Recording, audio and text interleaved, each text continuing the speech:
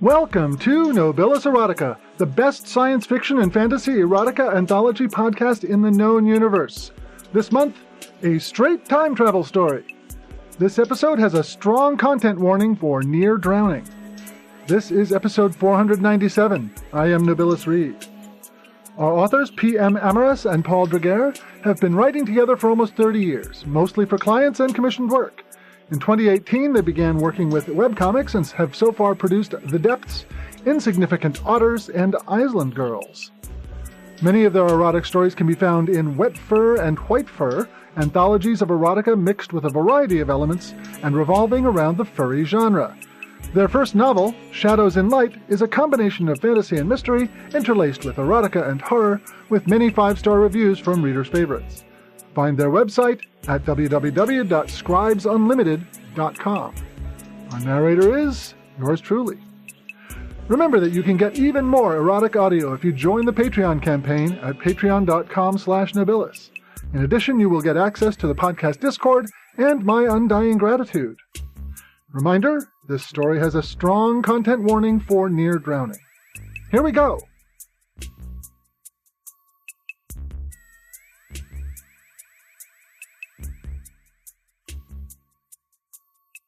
Time by P.M. Amaras and Paul Driggere.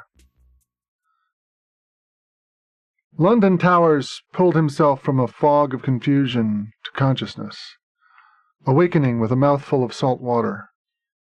He opened his eyes to blinding sunlight and a blurry, cloudless blue sky, and jerked his head side to side, spitting water, coughing uncontrollably for a moment. He felt a soft hand against his bare chest, and his coughing eased somewhat, enough for him to lift his head weakly and sit up, looking at the dark brown young woman kneeling naked and dripping wet beside him. "Lonnie," he exclaimed, and hugged her tightly. What happened? I remember—" She smiled, her green eyes twinkling. "You in trouble," she explained in the whisper-soft voice he'd come to fall in love with. It did not matter to him that she hardly spoke English, preferring her native Tahitian tongue. "You try swim, no swim. You grab me and we sink. Lonnie," she looked uncomfortable suddenly, and then shrugged. "After Lonnie help, you no move. Thought sea goddess take you." He looked at her carefully. "Lonnie, what did you do?" She giggled suddenly. "Lonnie help. You hold Lonnie, Lonnie hold you. Hold this." Her hand moved down to touch his sex, and the sheath jerked a bit. "Lonnie hold. London happy. London—" She struggled with the word. "Come. You remember, no?" She pouted as she read his expression and looked disappointed. Whether or not she was truly limited by the lack of words, she was a very intelligent and observant girl all the same. London's eyes widened as he realized something. "I felt you pulling at my—" "Oh!" He flushed and looked down at himself in the sand, still naked.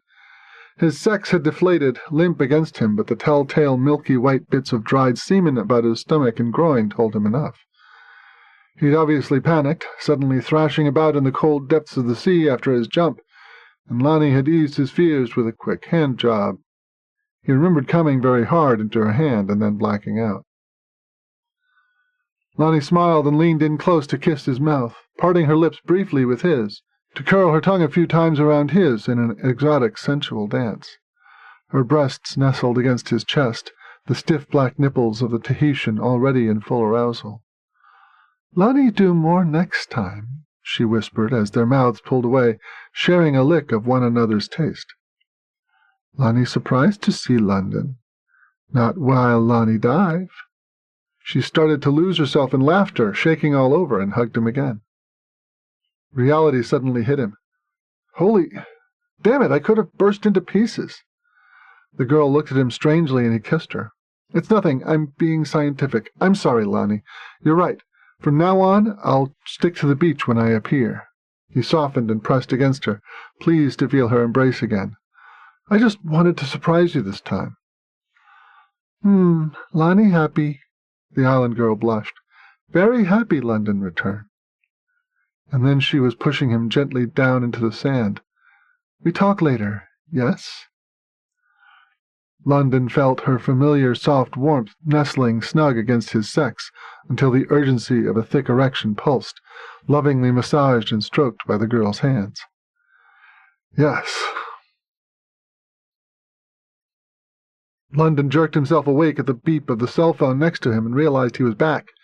"Damn it!" he shouted to the empty room and staggered from his office chair, quickly streaking over to the closet as a loud knock sounded. "Mr. Towers, are you there?" He fumbled with pants and shirt, digging his feet into black loafers.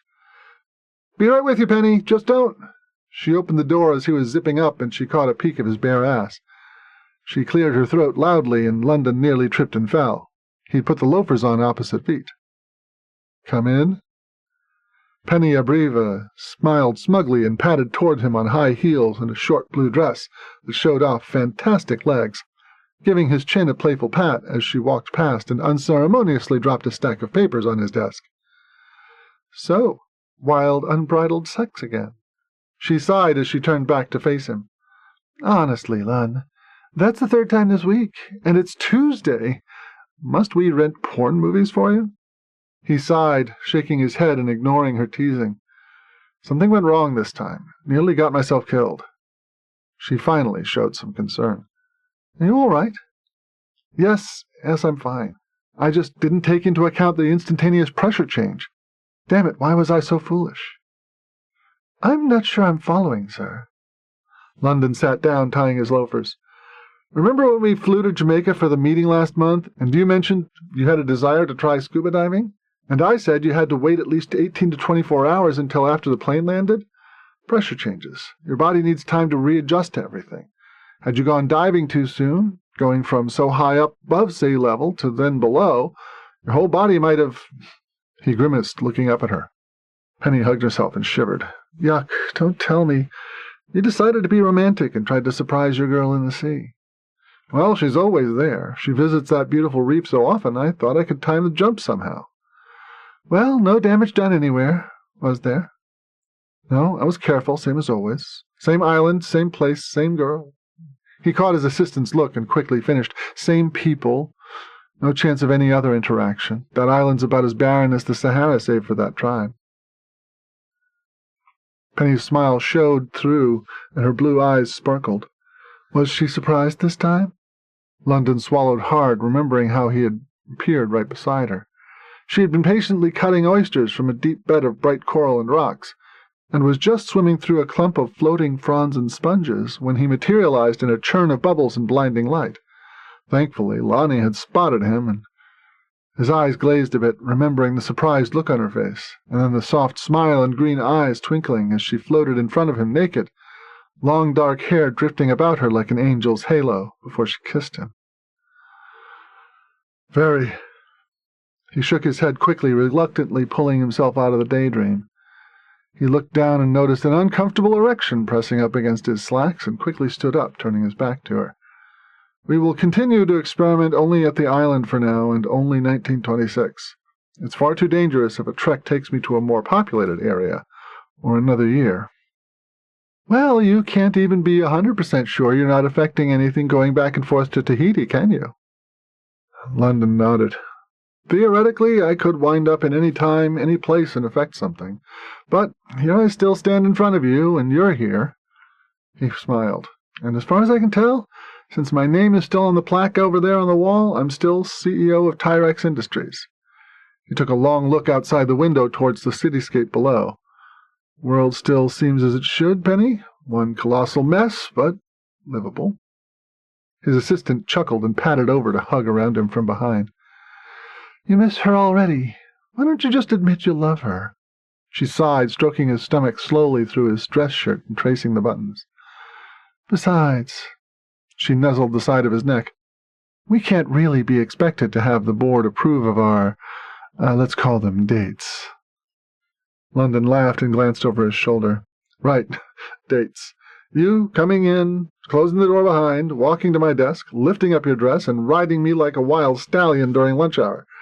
Dates." Penny giggled again and traced a hand down his front, swiping over the hard, throbbing arousal tented under his pants. "Come," she whispered into his ear. You'll forget all about that girl in a minute." "Penny." London sighed and nuzzled at her mouth, already reaching for the buttons of her dress. "I know it's purely sexual between us. You're married and all, but I very much doubt that you can make me forget Lonnie. Of course, you're welcome to try." Penny did. London didn't. Lonnie was just pulling her morning's catch from the sea, a beautiful group of lobsters, crabs, and other crustaceans, wiggling and jerking about in a hemp bag, when London appeared with a huge splash in the waves right behind her. She instinctively reached for the knife strapped to her thigh, and then her face broke into a grin, and she ran to him, nearly knocking him backwards in a tight hug. "You return!" she squealed happily, pressing against his nude form and kissing passionately. London looped his arms around her and rubbed noses. "Yes, this time I was careful where I landed. No more deep-sea diving for me," he laughed, caressing through her long silky hair. "No?" Lonnie smiled. "No dive?" She toyed at her hair and shook it out, splashing a spray of water around them. London's erection pushed completely outwards against the girl's bare stomach like a living, raging animal, needing to be soothed. "Well," he managed to croak before swallowing hard, "I wouldn't mind a swim." Lonnie's eyes twinkled again. "Swim?" She pulled slowly away and giggled, running past him and diving into the surf. "Hey, wait!" London chuckled and turned to chase after her. As the girl stroked along the surface towards open water, she suddenly sucked in a whistling breath, flipped up her legs, and drove down. The waters here were incredible, and London loved them. So much warmer and deeper than any company pool, he thought, as he stroked after his lovely companion, admiring the way Lonnie glided through several feet of turquoise blue. The deeper they went, the cooler the water became, though it was still silky smooth. His arousal bobbled free between his legs as he pumped them hard to keep up with Lonnie, who was showing her intense arousal just as much. With every sensual kick of her legs, he could see swollen pink folds nestled through tufts of dark pubic fur, ripe and full, instinctively opening and closing as the current of water running between them titillated her flesh. By the time they reached the bottom, Lonnie was already pushing herself back against a colorful, life-filled reef and holding her arms out to him. He floated down into her waiting arms and kissed her passionately. She reached down and closed her fingers around his length, giving it the firmest squeeze. Her full breast nestled warm and pert against his chest, the dark nipples digging into his broad pectorals like two hard nails. He felt warm breath and tasted her saliva as she blew against his mouth after each kiss. She spread her legs eagerly, working her body closer and clamping them around his waist tightly, her lovely feet wrapping around his buttocks. She wanted him, and now. London didn't hesitate, thrusting forwards, upwards, then deep into the girl's body, letting out a bubbly moan against her mouth as they started their familiar dance. Lonnie moaned too, holding his head against her as they began to move with as much intensity and strength as the pounding surf high above them. It was over far too quickly. London hesitated for a moment, and as the walls of his lover's sex gripped around him once more, he teetered over the edge and lost his senses, gushing copious amounts of seed hard into her sex.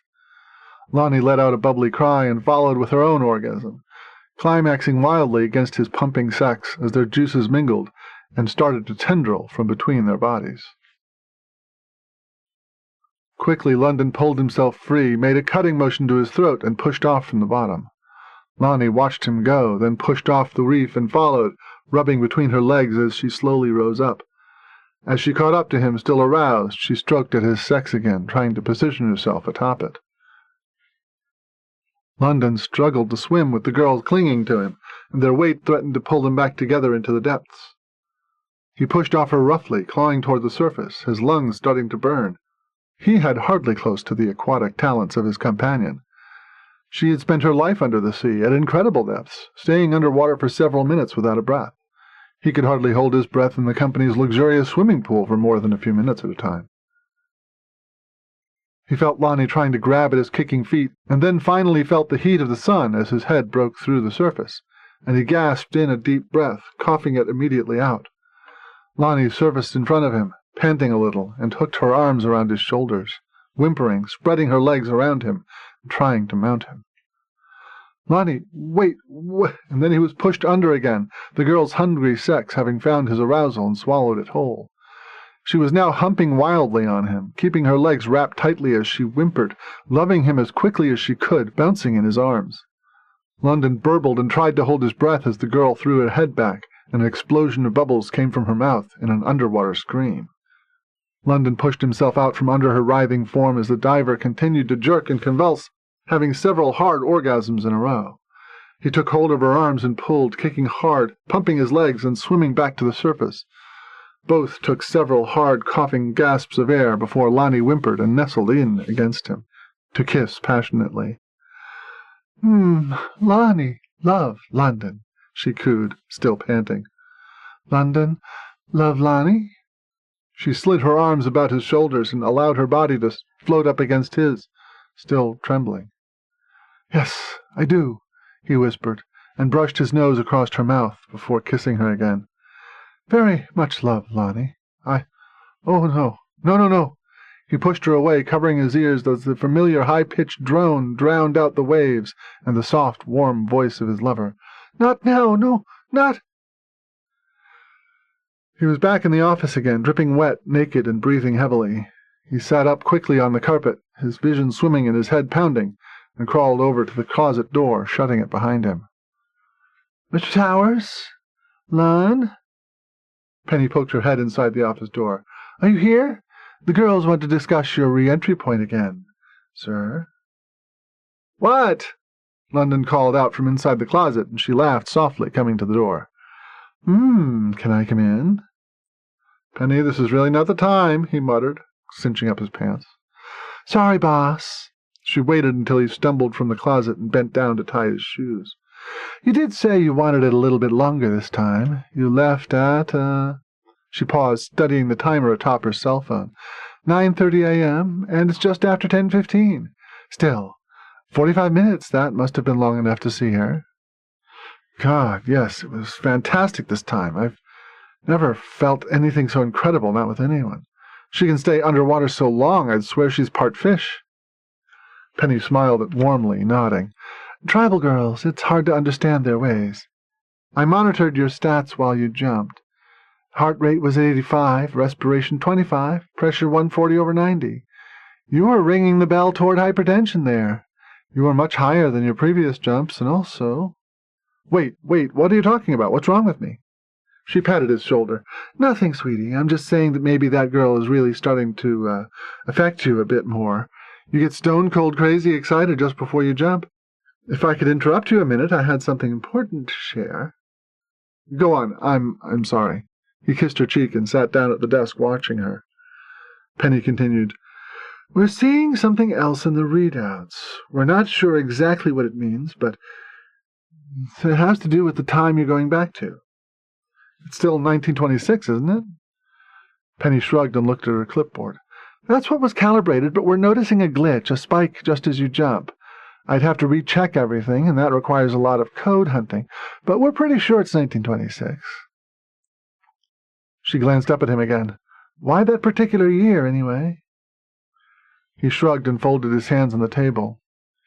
Do you remember the tsunami of 1926, December 21st? A large asteroid struck the ocean just south of Hawaii and sent a huge wave across. Tahiti, Penny finished for him, her eyes widening. Oh, my God, I forgot all about that. I should have known. You're trying to save that girl, aren't you? Damn it, Lund, what did we talk about? Her blue eyes were now piercing and angry. What did we train for? Don't you remember all those lectures and meetings, the scientific repercussions, the ecological and sociological consequences? Lower your voice, will you? Penny stopped talking altogether, puffed her cheeks in annoyance, then began again gently. I love you, but what in the world are you trying to accomplish saving just one girl from a disaster? Are you just going to go back to warn the tribe? Where are they going to go to? To the sea? She looked at him, not understanding. They can stay in deep water until the wave passes. At least they'll have a fighting chance instead of suddenly being slammed by a huge wall of water and pinned to the bottom under debris. They'll at least know. Penny frowned and sat down across from him. London, I'm glad you told me this. Now I have something to tell you. You cannot go back there. I forbid you. Penny. No, you listen to me, goddammit. You're playing a most deadly game here. It's a mad style of Russian roulette. We can control your entry point to the year, but not the day or the hour. You're jumping to Tahiti in 1926, but at different times. How many times are you going to go back before you make an entry point right as that wave destroys the island, and you with it, and Tyrex with it? I didn't want to worry you. I thought if you knew my intentions, you'd think I was crazy. When I first met this girl, I just wanted to help her. I studied Tahitian because of her. Hell, I've gone there so many times I'm getting a sunburn. He stopped talking and took her hand to caress. Penny was quiet for the moment, then replied coolly, "There's something else, isn't there?" He nodded solemnly, still stroking her hand. "I want to take her away from there altogether." That could be an extremely bad notion as well. You can't take someone from the early 20th century and expect her to adapt. We have no idea if she can even breathe our filthy air here or swim in our putrid waters. You could end up killing her before you even get to know her. She looked at his face and softened her tone a bit. "London, for God's sake, what is so special about this girl?" "I don't know." His eyes looked into hers, and he saw a mixture of concern and anger, maybe a slight tinge of jealousy. "I dream about her. She's swimming alone in a world of nothing but deep blue water, and she just swims. She doesn't seem to have a direction, but she brings her arms out in front of her as if she's reaching for me, wanting to be with me." He swallowed hard, shaking his head a little to clear the fleeting images, and glanced at her again. "I'm infatuated, aren't I?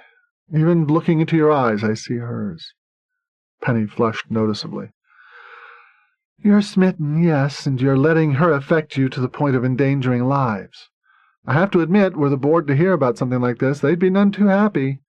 I'm already trying to convince them our time maneuvers are simple experiments to record past atmospheres and water samples, which I'm almost positive you haven't done at all since you hit that beach. They're going to want those reports soon, and we have nothing to show." Her cell phone beeped. She answered it. "Yes? What do you mean? Just wait, I'll be right down." She snapped the phone closed and looked at London. "There might be another problem." They stood around the time chamber silently, looking over the transparent canopy, the endless array of wires and networking conduits covered in iron and copper, and the series of stacked computer towers at the far end of the room. At one of the keyboards, a woman in a yellow jumpsuit was frantically typing, checking a screen beside her, then typing again. Penny looked at one of the technicians beside her, who was scribbling on a clipboard. "Tell him," Penny said simply. The technician removed her glasses and spoke to London. "We've succeeded in isolating a glitch we found in the code. We overlooked it in several tests, and I practically screamed at Carmen a week ago." The girl at the keyboard huffed. "Don't put this on me! I'm not going to be held responsible for trying to keep track of 3 billion lines of code." "Enough!" Penny snapped at them both, then motioned to the technician. "Go on, Susan," she continued. "The bottom line. We're getting strange readings on every transference which we didn't pick up before, and when we finally isolated the data, we came to a possible conclusion." She paused to take a deep breath. "You might not be going to the year 1926. In fact, we're not really sure what year you're actually going to." London's eyes widened. "I don't understand." Susan shrugged. "This is completely new software, Mr. T.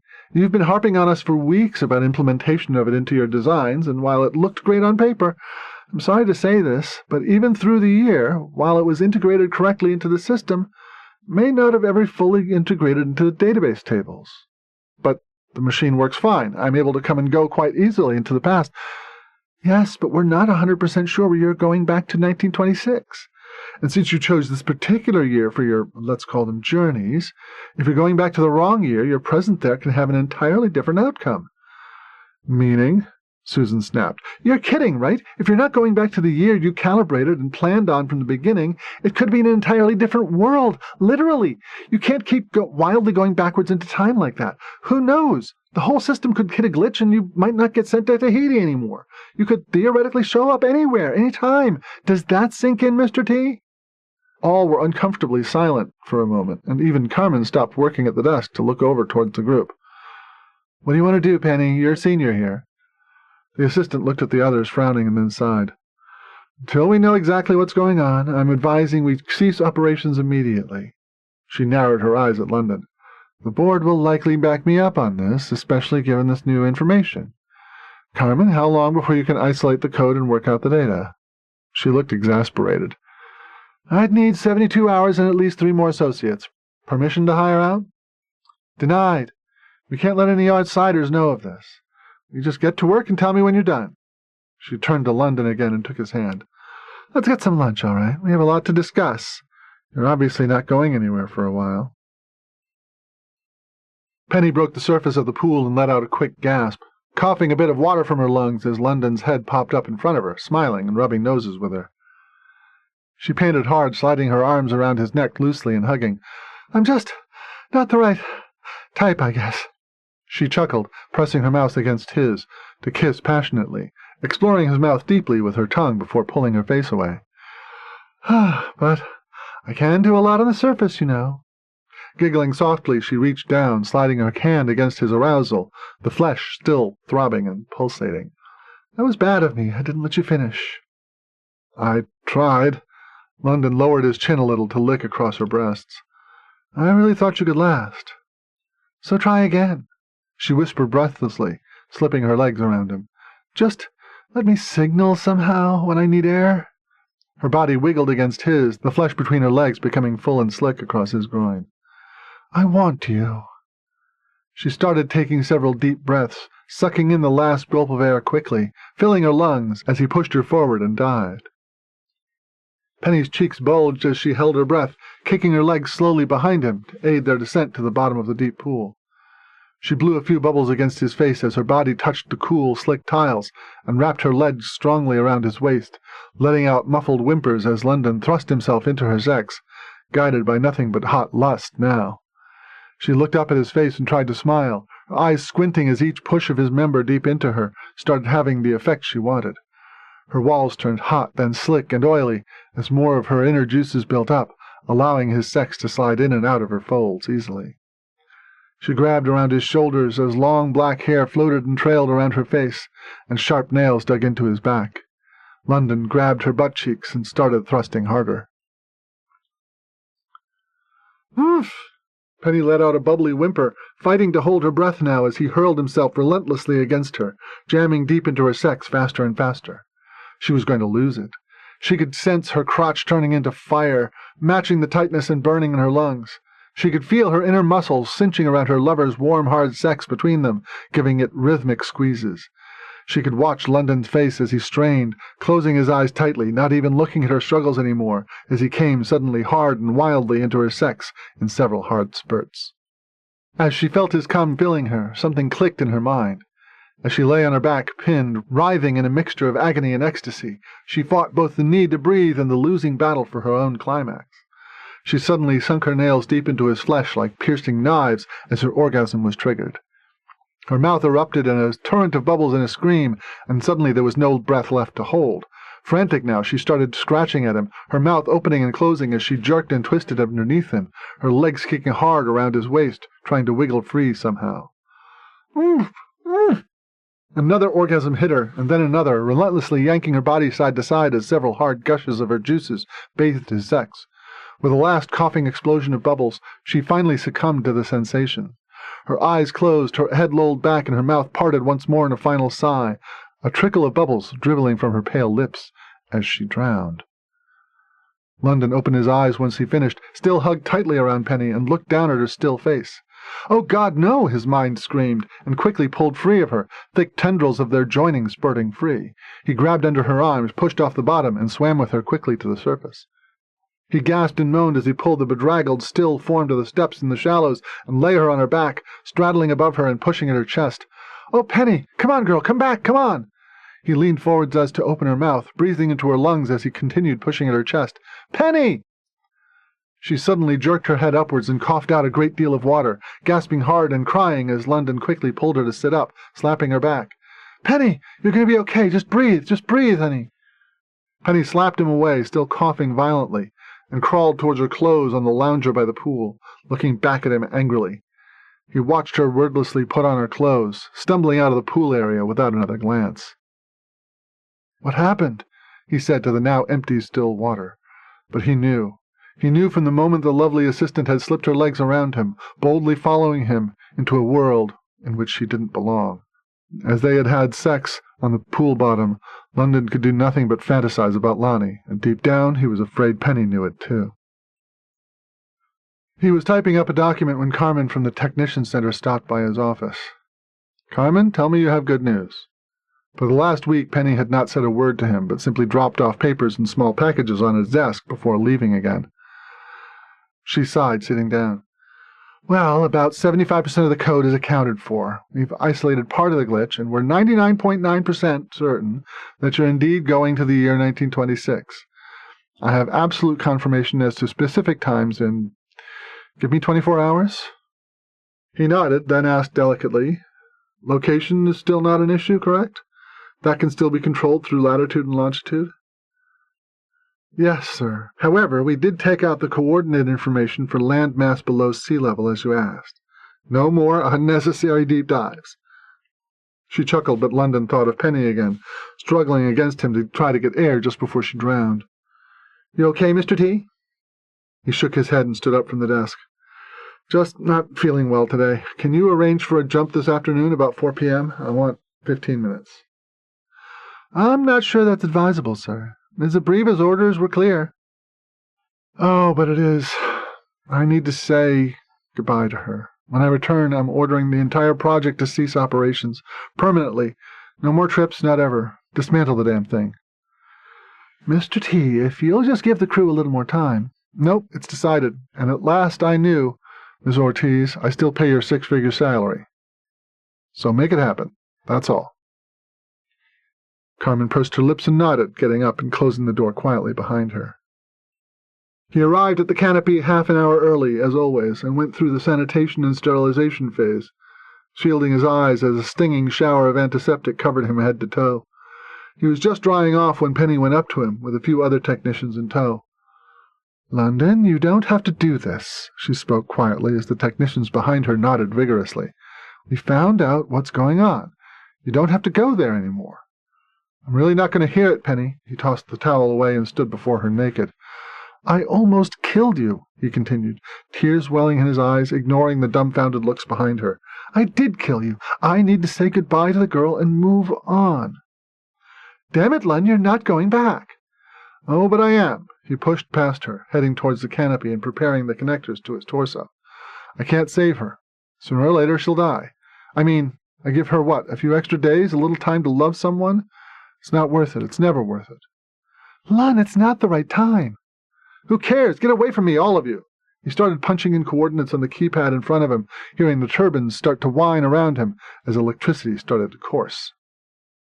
"Lund!" Penny screamed, waving her hands frantically. "Please listen to me. It's not 1926.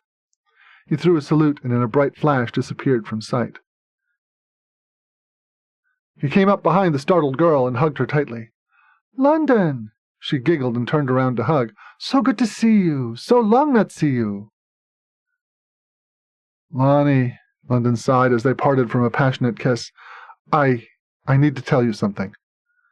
She canted her head, smiling that heavenly smile, then touched his mouth. "London's sad. Lonnie see. Lonnie always want London happy. No want London sad." She brought her hand down to grasp his, squeezing his fingers. "London swim with Lonnie now," she cooed sexily, her green eyes lighting as she led him toward the waves, wiggling out of her sarong as they went. "Miss Abriva, it's time." She got up from the control center and sighed as she walked towards the canopy, her hand waving over the keep-held console nearby. Something made her stop and look over at Carmen. "What did he tell you?" She shrugged. "I told you. He was going to make one more jump, 15 minutes, and then he wanted us to dismantle the thing and cease everything. Said he wanted to say goodbye to her. He was visibly upset." Penny nodded. "He never knew about the glitch?" "No, ma'am. He has no idea about it. He still thought it was 1926, just as we thought was programmed and calibrated." Penny looked troubled for a moment, looking from the keypad and then back to Carmen. "So he has no idea he's been going forward all this time?" Carmen licked her lips. "No, Miss Abriva." She came forward to close to her. "Shall I start the return sequence now?" A tear rolled from her eye and she shook her head. "No, I want you to do exactly as he wanted." She nodded towards the canopy. "Dismantle it." Carmen swallowed hard and started crying as well as she turned away. calling shakily to the other technicians. Penny ran her hand across the keypad and then started to chuckle softly as the digital readout, which had never lit up before, suddenly flashed in bright green. 0101, 19,260. Penny sighed deeply, folding her hands in front of her, and looked up at the ceiling. "Happy New Year, London," she whispered through a flood of tears. London opened his eyes, feeling familiar warmth next to him, and rolled over to see Lonnie curled up against him, still wet from their swim. "Lonnie?" he whispered. She opened sparkling green eyes to look at him. "London," she practically purred, pressing herself up against him, her legs wrapping around his waist. Stay with Lonnie." "Yes," he nuzzled into her, tears welling and spilling down his cheeks. "I stay with Lonnie." He had no idea what had happened or why or how he was still here, and he no longer cared. Whether the great wave would come today, tomorrow, sooner or later, he would at least have time with her, and die with her. They spoke not a word, snuggling together on the beach, kissing softly, exploring one another as the waves started to lap against their bodies. Not too soon after, relenting to their desires and passions, they made love in the bright morning sun, under a cloudless blue sky. The end. And that's our story. If you'd like to get an ad-free version of this podcast, head to patreon.com/Nobilis. As a supporter, you will have access to a personal RSS feed that you can drop into your podcatcher. And if you want bonus content every month, bump up your support to $3 a month. Currently, patrons at the $3 level are enjoying chapters of my latest novel, We Hire Humans, a science fiction monsterfucker romance. Remember to pick up Monster Whisperer Second Class in your favorite ebook retailer, on the Riverdale Avenue Books website, or pick up the audiobook on Audible, Amazon, or Apple. Your support will help ensure this series continues. You have been listening to the Nobilis Erotica Podcast. Theme music is composed and performed by Mass Relay. This podcast is released under a Creative Commons Attribution Non-Commercial No Derivatives license. Until next time, listen hard.